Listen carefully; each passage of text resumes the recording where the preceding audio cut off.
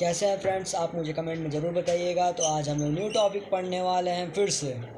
अगर आप लोगों ने 11th में साइंस ली है और अगर आपने एडिशनल सब्जेक्ट में इंग्लिश लिया है, इंग्लिश कोड लिया है, तो ये चैप्टर आपके लिए बहुत ही महत्वपूर्ण होने वाला है। जैसा कि आप जानते हैं कि इंग्लिश के फर्स्ट चैप्टर का नाम है the portrait of a lady और इसके राइटर खुशवंत सिंह हैं, जो कि बहुत ही अच्छे राइटर हैं। इन्होंने जो यह कविता लिखी है बहुत ही सुंदर ढंग से समझाया है और इसका समझाया हुआ आप लोग को याद भी रहेगा। तो चलिए स्टार्ट करते हैं। तो खुशवंत सिंह बताते हैं कि जब वो अपने दादी घर जाते हैं तो दादी घर जाते ही वो देखते हैं कि दीवार पर एक एल्बम लगा हुआ है। एल्बम में उसके ग्रैंडफादर का फ़ोटो है। इससे आपको पता चल ही गया होगा कि उसके जो ग्रैंडफादर थे वो डेथ कर गए थे। तो उनकी जो दादी थी, उनकी दादी वाइट कलर की साड़ी पहनती है। वैसे आप लोग जानते होंगे जो औरत के हस्बैंड डेथ कर जाते हैं वो वाइट साड़ी पहनती हैं। तो खुशवंत सिंह की जो दादी थी वो भी वाइट साड़ी पहनती थी। अब टॉपिक पे हम आते हैं। जो खुशवंत सिंह की दादी थी, तो बोला जाता था कि वो 20 साल पहले बहुत ही खूबसूरत थी। तो लेखक को लगता है, खुशवंत सिंह को लगता है कि ऐसा हो ही नहीं सकता। जब मैं अपने दादी को देखता हूँ तो मुझे लगता है कि वो जैसे अभी हैं वैसे वो पहले भी होंगी। वैसे उनकी दादी उतनी भी ख़राब नहीं थी, बहुत ही अच्छी लगती थी खुशवंत सिंह को। और वो अपने दादा जी के बारे में ये सोचते थे कि वो इतने बूढ़े थे कि खुशवंत सिंह सोचते थे वो फ़ोटो को देखकर कि अगर इनके बच्चे भी होंगे तो ये भी उनके जैसे बूढ़े ही होंगे। अब बात आती है ग्रैंड मदर की।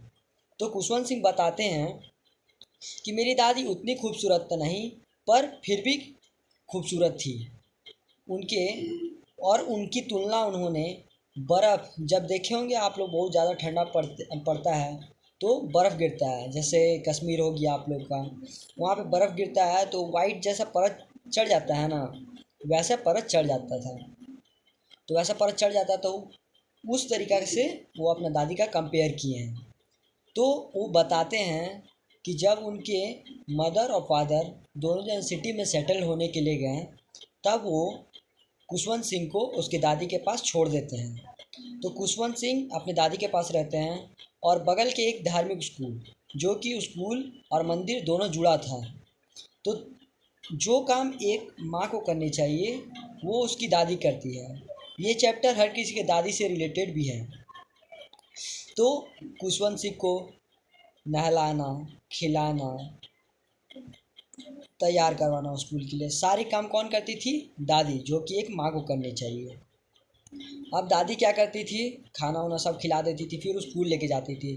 तो दादी का एक, वो देखे होंगे आप लोग, 108 का रुद्राक्ष का माला रहता है, जो कि बूढ़े लोग ऐसे भगवान का नाम जपते हैं, उससे वो हमेशा लेके भगवान का नाम जपते रहती थी।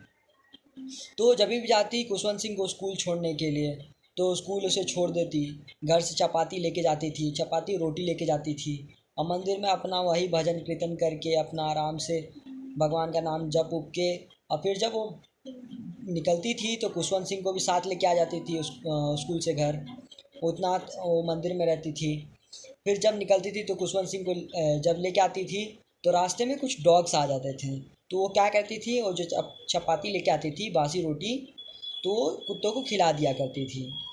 अब वो जब घर चल जाते हैं तो फिर वही काम जो एक माँ को करनी चाहिए वो दादी करती थी। अब हुआ यूँ कि पहले दादी जो थी वो धार्मिक विषयों के बारे में स्कूल में पढ़ाया जाता था पहले। इससे क्या होता था, दादी कुछ धार्मिक बातें भी खुशवंत सिंह को बता देती थी। अब बात हुई ये कि खुशवंत सिंह के मदर और फादर दोनों सिटी में अच्छे तरह से सेटल्ड हो गए। अब उन्होंने खुशवंत सिंह और उसकी ग्रैंड मदर दोनों को बोला कि चलिए अब हम शहर चलते हैं, हम लोग अच्छा से सेटल्ड हो चुके हैं। जब वो शहर जाते हैं तो खुशवंत सिंह को बहुत ही एक अच्छे स्कूल में एडमिशन मिल जाता है और वह इंग्लिश मीडियम स्कूल होता है। अब दादी जो हर रोज़ जाती थी खुशवंत सिंह को स्कूल छोड़ने के लिए गांव में, जब वो विलेज में थे, अब उनका सिटी में आके अब वो नहीं जाती थी क्योंकि खुशवंत सिंह को एक मोटर बस लेने आती थी। ठीक। और मैंने आपको एक बात नहीं बताई, पहले जब खुशवंत सिंह धार्मिक स्कूल पढ़ते थे, विलेज में पढ़ते थे, तो पहले आप लोग जानते होंगे एक स्लेट आती थी, पत्थर का टुकड़ा रहता था, चारों तरफ से लकड़ी के टुकड़े लगे रहते थे, उस पे आदमी लोग लिखते थे। तो खुशवंत सिंह जब पूछा जाएगा क्वेश्चन में, तो विलेज में जब रहते थे तो क्या पे लिखते थे, तो एक तो स्लेट रहता था, स्लेट पे, और एक तो येलो कलर की चौक होती थी जिससे वो उसके ऊपर लिखते थे। और दादी उसको रोज़ सुबह साफ करके भी खुशवंत सिंह को देती है पढ़ने के लिए। तो अब सिटी में आ गए हैं, तो अब बात करते हैं दादी जो थी, अब तो स्कूल छोड़ने भी नहीं जाती थी, फिर भी दादी ने कुछ नहीं बोला। अब बात आती है कि जब खुशवंत सिंह स्कूल से आते थे तो दादी को बताते थे कि आज हमने अर्थ के बारे में पढ़ा, अर्थ राउंड कैसे करता है, मैंने वो चीज़ पढ़ा, वो चीज़ पढ़ा। तो दादी बोलती है इसमें तो कुछ धार्मिक बातें हैं ही नहीं, ये कैसा स्कूल है, कैसे पढ़ाई होता है। फिर एक दिन हुआ यूँ कि दादी को आके उन्होंने खुशवंत सिंह ने बताया कि आज मेरे स्कूल में सिंगिंग और डांसिंग दोनों का प्रोग्राम चलता है या सिखाया जाता है। तो उनकी ग्रैंड मदर को ये बातें बिल्कुल ही अच्छी नहीं लगी, क्योंकि आप लोग सब जानते हैं कि पहले समय में जो राजा वजा थे तो उनके जो दास हुआ करते थे वो ही डांस किया करते थे, गाना किया करते थे। लेकिन आज के डेट में ये सब चीज़ें नॉर्मल है, सब लोग करते हैं, लेकिन दादी को ये चीज़ें बिल्कुल पसंद नहीं थी। तो ये सुनकर दादी बहुत ही अपसेट हो जाती है। तो अपसेट हो जाती है। अब खुशवंत सिंह को लगता है कि दादी को ये चीज़ें नहीं बतानी चाहिए। ये इनके बीच में थोड़ी सी डिफरेंस हो गई। पहले वो जहाँ विलेज में रहते थे बहुत ही फ्रेंडली थे, लेकिन धीरे धीरे जैसे सिटी में आए ये दूर होते चले गए। अब बात आती है खुशवंत सिंह बड़े हो जाते हैं, जब वो यूनिवर्सिटी में चल जाते हैं। अब उनके पेरेंट्स उन्हें लिविंग स्पेस के लिए एक अलग सा रूम दे देते हैं। पहले क्या था, दादी और खुशवंत सिंह दोनों जो थे वो एक ही रूम में रहा करते थे। मान लीजिए जब आप एक रूम में हैं तो आपको आसपास भेंट भी हो जाता है कि हाँ मैंने उसे देख लिया, कम से कम बातें नहीं की वो अलग बात है। लेकिन अब अब क्या हुआ, जो खुशवंत सिंह के फादर मदर थे उन्होंने एक लिविंग स्पेस के लिए खुशवंत सिंह को अपना पर्सनल रूम दे दिया। इससे क्या हुआ, अब तो दादी और जो पोते थे वो अपने आप को एक दूसरे को देख भी नहीं पाएंगे, बात भी नहीं कर पाएंगे। अब उन्हें लिविंग स्पेस के लिए अपना एक पर्सनल रूम मिल गया और वो यूनिवर्सिटी में चले गए।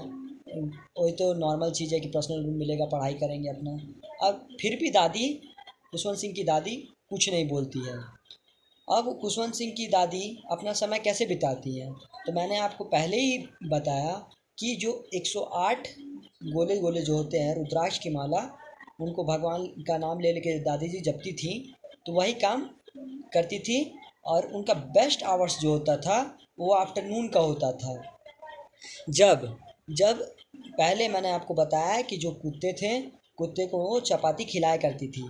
अब आई बात आपकी शहर की, तो शहर में तो कुत्ते हैं, माने कुत्ते हैं, लेकिन वो अपने बरामदा में ब्रेड के टुकड़े पक्षियों को खिलाती थी। बहुत सारे पक्षी आ जाते थे और उनके कोई माथे पे बैठ जाता था, कोई शोल्डर पे बैठ जाता था, कोई हैंड पे आ जाता था, कोई लेग पे आ जाता था।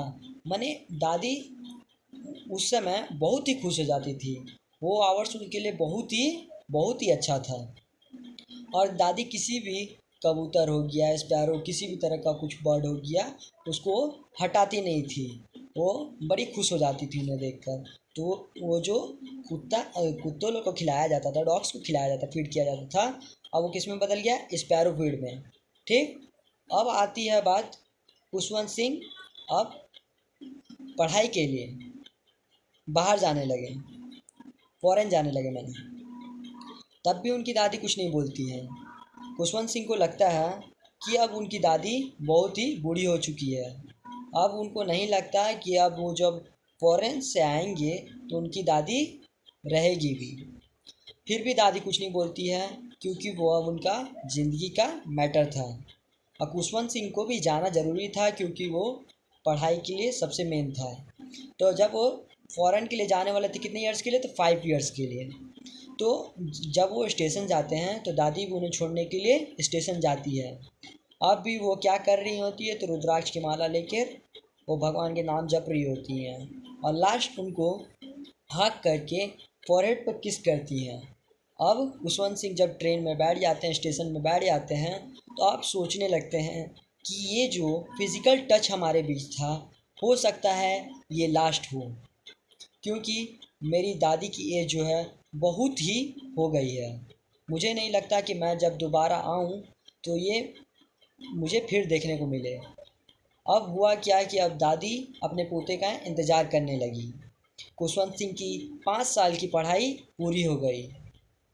जब वो फिर वापस आए तो दादी को उन्होंने देखा, स्टेशन पर जब लेने आई तो दादी वैसी की वैसी ही थी। खुशवंत सिंह को लगा ना तो कुछ हुआ ना कुछ हो सकता है। खुशवंत सिंह बड़ी खुश हुए दादी को देखकर। वो घर गए। उस दिन दादी ने ये किया कि अपने नेबरहुड की जितनी औरतें थीं उनको बुलवाया और एक ढोल मंगवाया, ढोल जिसको बजाया जाता है, ड्रम, उसको एक करके खूब बजाया, नाचा गाया, बहुत किया। उनके फैमिली वालों ने समझाया कि इतना नाच डांस गाना होना आपके लिए, आपकी सेहत के लिए अच्छा नहीं है। वो किसी की बात नहीं सुनी। उन्होंने रात को जो हर हर वक्त पूजा करती थी रुद्राक्ष की माला लेकर, उन्होंने वो भी नहीं किया। उन्होंने उस रात बस नाच गाना किया अपने पोते के आने की खुशी में। अब हुआ यूँ कि परिवार वालों ने बोला था कि आप ज़्यादा स्ट्रेस मत लीजिए, वर्क मत कीजिए इतना, आपको बुखार हो सकता है, आपकी तबीयत ख़राब हो सकती है। तो हुआ यूँ कि ये सुबह होते ही उनकी तबीयत ख़राब हो गई। डॉक्टर को बुलाया गया है तो डॉक्टर ने कहा कि ये कुछ नहीं, ये थोड़े मोड़े बुखार है, तुरंत ही उतर जाएगा। लेकिन दादी को पता चल गया था, उन्हें लग गया था कि ये जो वक्त है इनका आखिरी वक्त है। तो उन्होंने उन्होंने अपने रुद्राक्ष की माला मांगी।